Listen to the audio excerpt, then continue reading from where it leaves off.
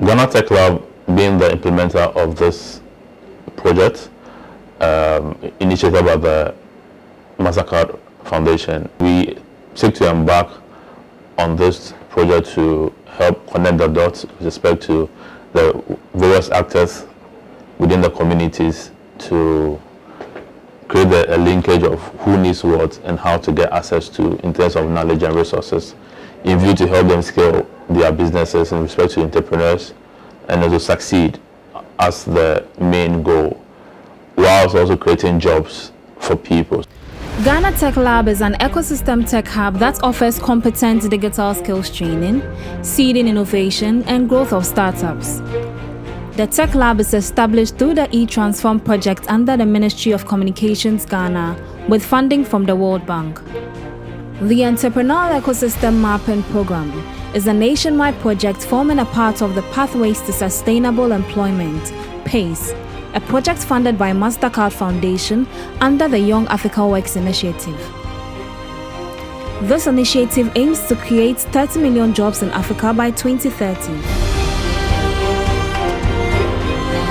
We believe that building a stronger ecosystem will allow entrepreneurs and institutions to quickly find the knowledge and resources they need to succeed.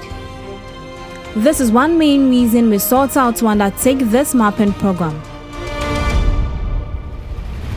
The ecosystem mapping activities included mapping the ecosystem through populating and continuous updates of the interactive platforms, profiling startups, ecosystem builders and enablers, need assessment of hubs, startups, enablers, and other areas of interest relative to the 6 focal pillars. The mapping program sought out to identify, analyze, and visualize the key actors and players in the various cities on this journey. For that to happen, the methodology used for the program was guided by 6 pillars for proper segmentation of engagement. First, the accessible markets pillar. This pillar sorts out to identify the key employable industries that make up the market sector by looking at and interacting with local businesses in the capital. Hi there, my name is David Ni Amar, the Accessible Market Pillar Lead for the Entrepreneurial Ecosystem Mapping Program done by the Ghana Tech Lab in partnership with the MasterCard Foundation. I'm also the research lead for the Ghana Tech Lab, and one of the things we sought out to do before embarking on this program was to basically identify the ecosystem in relation to entrepreneurship here in Ghana. So by doing that, we had to use a measure of 6 pillars to be able to easily identify and interact with key stakeholders across the nation. So I led the accessible markets pillar, which looked at trying to identify the key businesses and industries in each city, capital city that we visited. For example, we had health, we had agri, we had waste management, we had transport. So all those industries were coming to play, and we had to interact with them to be able to know which kind of industry is more employable and which side is more booming and trending. So then we had a support and infrastructure pillar. This pillar dealt with identifying organizations that are creating and enabling the environment for businesses and startups to boost their entrepreneurial culture in your region. Essentially, the scope revolved around development agencies, entrepreneur hubs, co-working spaces, and others. So the support pillar is basically there to identify what the enabling environment is or are for the entrepreneurs to scale and succeed in their respective field. So in terms of services, in terms of knowledge base, in terms of spaces they can go to co-share, meet other partners or investors or team members and what have you. So the support pillar is in there to identify organizations, identify places, identify the who or the relevant actors within these regions and how we could bring them together to make a sustainable impact. Media and culture pillar. The media and culture pillar focused on identifying media entities and examining the culture of indigents in the capital city.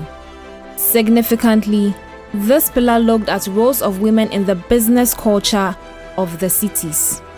For startups and businesses to grow, they need to strategically deploy means that would help to expand their businesses. The media and culture pillar looks at how businesses are leveraging on the media to grow and expand their products and services. So the culture aspect looks at cultural norms, practices, and trends that affect the business environment in the regions and the country as a whole. Along the line, we had to look at what women are doing in the ecosystem, because women play a key role in terms of economic activities and other things that are related to culture. So we engaged the print, broadcast as in radio, television, and then the online media. We also looked at media entrepreneurs, that is people into photography, advertising, and other agencies that are directly linked to media and brand projection. The human capital pillar. The scope of this pillar included interactions with educational institutes, training centers, and others to find the potentials of youth and what entrepreneurial skills are being nurtured. A well-developed human capital means that people have the adequate talent and skills required to help them to contribute meaningfully to society and help develop the nation faster. GTL is trying to improve the human capital part of the ecosystem by supporting the improvement of skills, qualities, also looking at the mindset of people, personality development, and also encouraging more creativity so as to meet the high standards required to accelerate development in Ghana. Finance pillar. To identify the various key stakeholders and players within the financial space. This pillar gathered insights on the kind of financial support that is being provided to startups, products and opportunities available for them, as well as challenges. The finance pillar happens to be one of the core focus in the entrepreneurial ecosystem mapping. It's basically to map out the major stakeholders and the key players in the financial sector on the local level, which is in every region of the country. Our goal is to be able to identify them, to be able to know the opportunities available for startups in relation to the financial institutions and other investors, as well as also get to know the requirements and then all the necessary things needed for startups to be able to access financial support from them.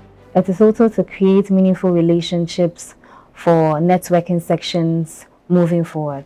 Then we also had the policy and government pillar. Policy, government and regulatory framework pillar.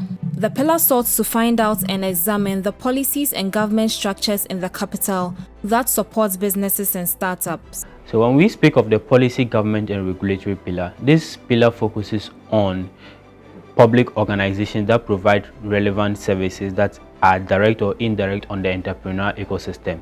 The policy, government, regulatory pillar is adopted from the World Economic Forum and forms a group of naming that is adopted from policy organizations that forms a part of the public organizations, government bodies or public offices that provide business relevant services, and regulatory organizations that provide standardization, certification for products, goods and services, and validation of products for exports, and also for ensuring public health conformity.